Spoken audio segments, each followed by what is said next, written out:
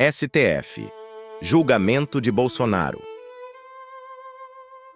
Um homem que ocupou a cadeira mais poderosa do país durante 4 anos, agora se vê diante do tribunal mais alto da nação brasileira.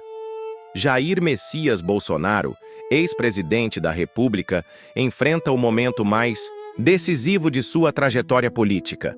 O que você está prestes a descobrir vai além dos holofotes da mídia. São os bastidores reais, as conversas sussurradas nos corredores do poder e os segredos que podem reescrever a história política do Brasil. Esta não é apenas a história de um julgamento. É a revelação de como o poder absoluto pode levar qualquer pessoa ao abismo mais profundo. Prepare-se para conhecer detalhes que poucos tiveram acesso, numa saga que define não apenas o destino de um homem, mas o futuro da democracia brasileira. O caminho até o banco dos réus dezembro de 2022. Brasília amanhece com um silêncio tenso no Palácio da Alvorada. Jair Bolsonaro, ainda presidente, caminha pelos corredores que em poucos dias deixaria para sempre.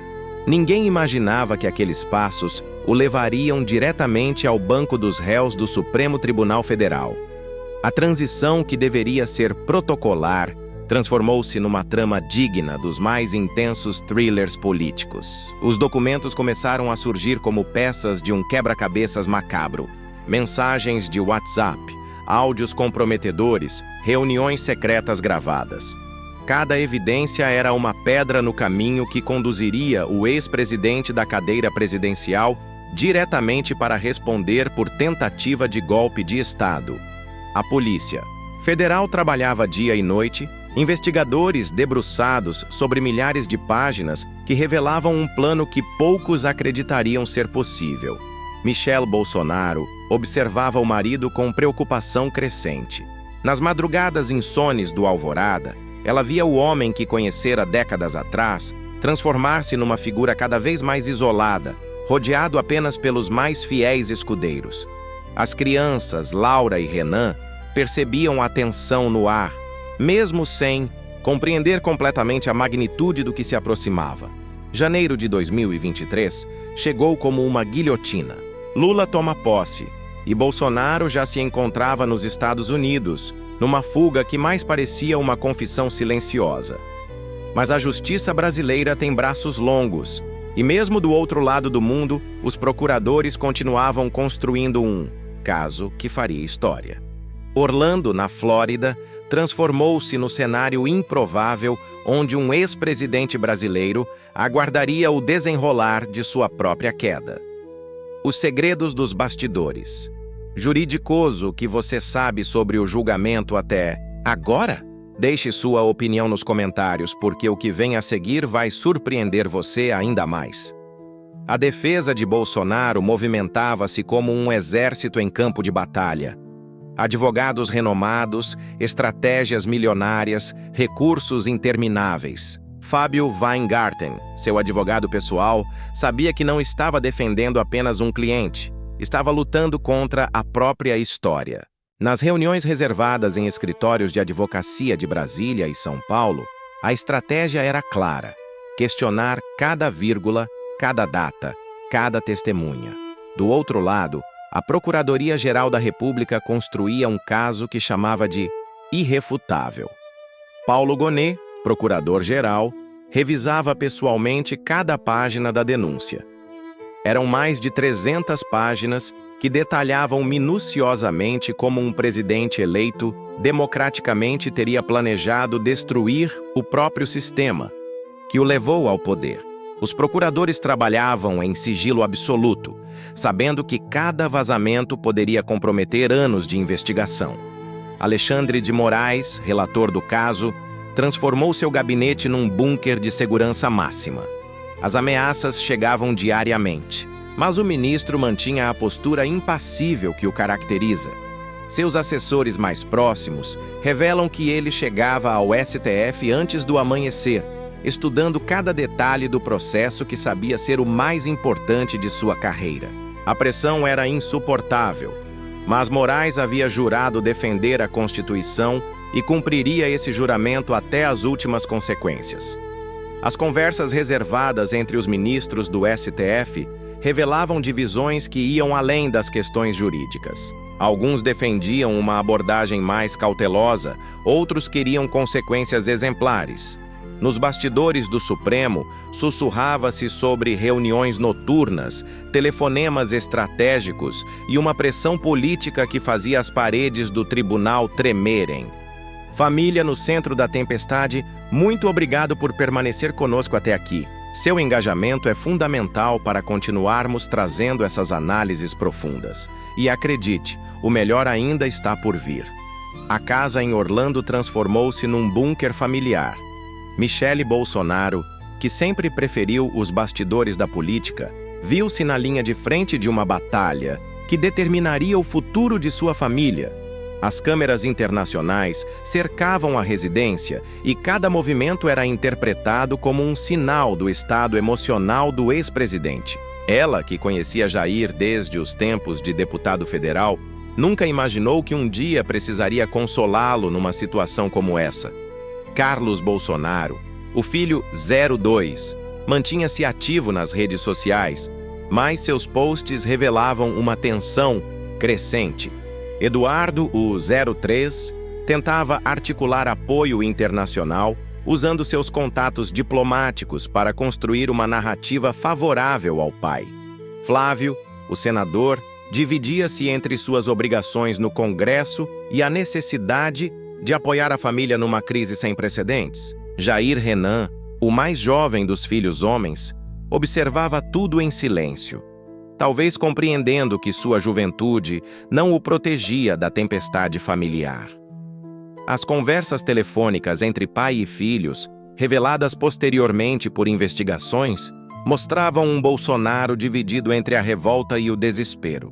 Michele tentava manter a família unida, mas a pressão era destruidora. Nas madrugadas de Orlando, quando o Brasil já dormia, ela encontrava o marido acordado, navegando obsessivamente pelas notícias brasileiras, como se pudesse controlar os acontecimentos à distância. Laura, a filha mais nova, tornou-se o refúgio emocional do pai. Suas risadas inocentes eram o único som que conseguia distraí-lo da realidade jurídica que se aproximava. Michele protegia as crianças das câmeras e dos comentários, mas sabia que a infância deles seria para sempre marcada por esse período sombrio. A primeira-dama que um dia desfilou pelos palácios de Brasília, agora se escondia atrás de óculos escuros em supermercados americanos. O dia D, no Supremo A, data foi marcada como um marco na história jurídica brasileira. O Supremo Tribunal Federal, aquele edifício imponente que já testemunhou momentos decisivos da democracia nacional, preparava-se para seu julgamento mais controverso. A segurança foi redobrada, as ruas ao redor isoladas, e cada ministro sabia que sua decisão ecoaria por gerações. Alexandre de Moraes assumiu a relatoria com a solenidade de quem carrega o peso da história nos ombros. Sua voz, sempre firme, tremia imperceptivelmente ao ler os primeiros trechos da denúncia. Do outro lado, via videoconferência de Orlando, Bolsonaro acompanhava cada palavra, cada pausa, cada olhar dos magistrados que decidiriam seu destino. Seus advogados, dispostos estrategicamente no plenário, sabiam que estavam lutando contra evidências que pareciam insuperáveis. A tensão no plenário era palpável. Ministros que conviviam há anos olhavam-se com uma seriedade inédita. Carmen, Lúcia, Gilmar Mendes, Ricardo Lewandowski, cada um carregava o peso de decidir sobre o futuro de um ex-presidente. As galerias, normalmente reservadas para estudantes e juristas, estavam repletas de jornalistas internacionais que sabiam estar testemunhando um momento histórico. O depoimento de Bolsonaro, transmitido dos Estados Unidos, durou mais de 8 horas. Suas respostas alternavam entre a indignação e a tentativa de justificação. Michele, sentada ao seu lado na casa americana, observava o marido enfrentar o interrogatório mais importante de sua vida. Cada pergunta era uma lança, cada resposta, uma tentativa desesperada de sobrevivência política. Os ministros deliberaram por dias. Reuniões secretas, análises jurisprudenciais, consultas a especialistas constitucionais. O Brasil inteiro segurava a respiração, dividido entre aqueles que clamavam por justiça e aqueles que denunciavam perseguição política. Nas ruas, manifestações pró e contra Bolsonaro revelavam um país rachado ao meio, aguardando uma decisão que definiria os rumos da democracia brasileira. As consequências de uma sentença histórica. Sentença chegou como um terremoto político.